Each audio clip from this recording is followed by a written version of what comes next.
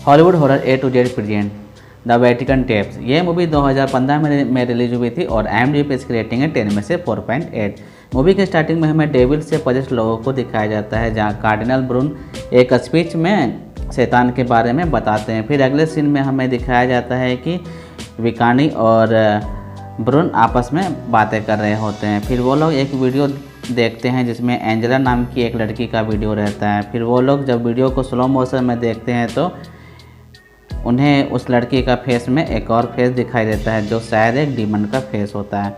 फिर ब्रून विकारी से कहते हैं कि हॉस्पिटल की सारी रिकॉर्डिंग उन्हें चाहिए। फिर अगले सीन में हमें एक लड़की को दिखाया जाता है जिसका नाम एंजेला है। ये वही लड़की है जिसके बारे में फादर लोग बात कर रहे होते हैं। फिर आज एंजेला का बर्थडे होता है। उसका बॉयफ्रेंड उसे एक सरप्राइज़ देता है। उसका बॉयफ्रेंड का नाम पेट होता है। फिर एंजेला जब केक कट कर रही होती है तभी उसका हाथ कट हो जाता है, लेकिन कट डीप होता है, इसलिए एंजेला को हॉस्पिटल लेके जाना होता है। लेकिन एंजेला को हॉस्पिटल जाना पसंद नहीं है। असल में वो कभी हॉस्पिटल गई ही नहीं थी।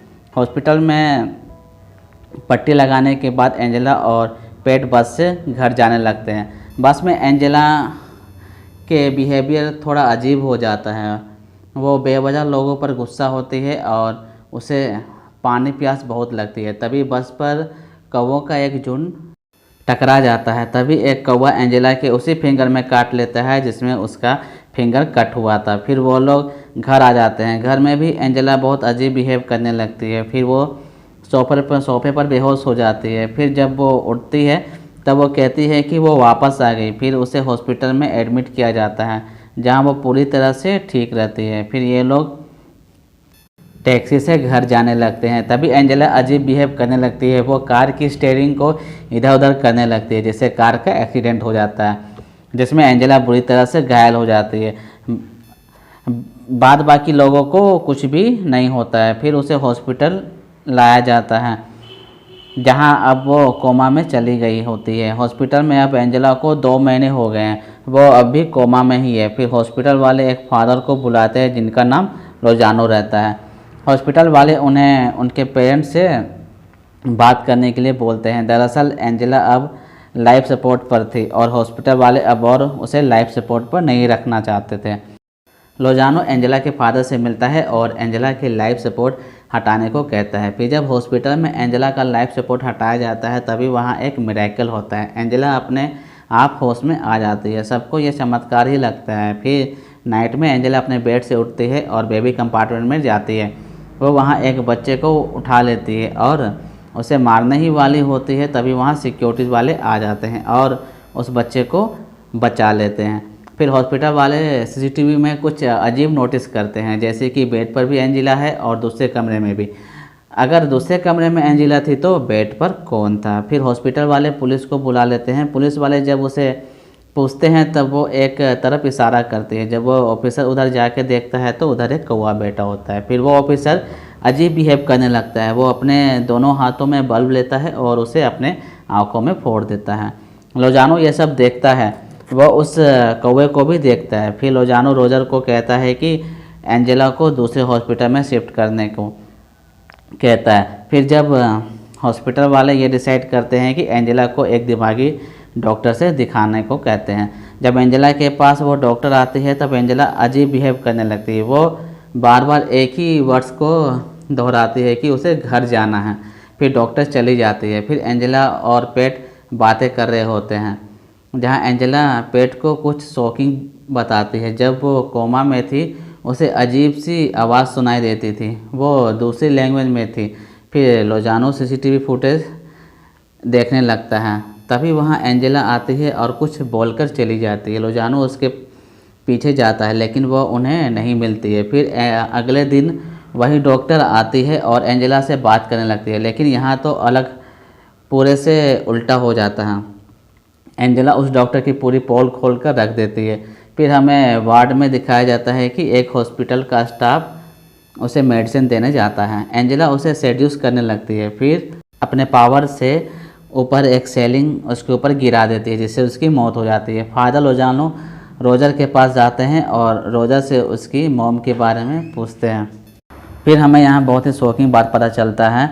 असल में एंजेला की माँ एक कॉल गर्ल थी, वो उससे प्यार करने लगता है, फिर वो उससे शादी कर लेता है। फिर वो जापान चला जाता है और इधर वो प्रेग्नेंट हो जाती है, लेकिन वो एबॉर्शन करने पर जोर दे रही थी, लेकिन रोजर ऐसा नहीं चाहता था, इसलिए उसे उस बच्चे को जन्म देना पड़ता है। असल में वो बच्चा रोजर का भी नहीं रहता था। ये बात एंजेला की मॉम जानती थी और इसलिए वो इस बच्चे को गिराने पर ज़्यादा जोर दे रही थी। हो सकता है कि उसने किसी ऐसे शख्स के साथ रिलेशन रखी हो जो इस दुनिया में शैतान को लाना चाहता था। एंजेला की माँ उस बच्चे को हॉस्पिटल में ही छोड़कर चली जाती है। फिर हमें एंजेला को दिखाया जाता है जो अचानक से बेड से उठती है और दीवार की तरफ मुंह करके कुछ बोलने लगती है। असल में 300 साल पुरानी लैंग्वेज होती है और हमें वो कौवा भी उस दीवार पर दिखाई देता है। फिर हॉस्पिटल के सब लोग अचानक से सुसाइड करने लगते हैं और एक दूसरे को मारने लगते हैं। फिर हॉस्पिटल वाले रोजर को साफ साफ बोल देते हैं कि अब वो उनकी बेटी को यहाँ नहीं रखेंगे। फिर कहानी प्रेजेंट में आती है जहाँ विकारी और ब्रून हॉस्पिटल के सारे वीडियो देख रहे होते हैं। इसमें वो लोग उसी काले कौवे को देख रहे होते हैं क्योंकि वो काला कौवा एंजेला के आसपास ही रहता था। फिर ब्रून ये कहता है कि वो उस जगह जाएंगे। फिर अगले सीन में हमें दिखाया जाता है कार में लोजानो और ब्रून बैठे रहते हैं। वो एंजेला के घर जाते हैं, वो वहाँ एक्सोर्सिज्म करने के आए होते हैं।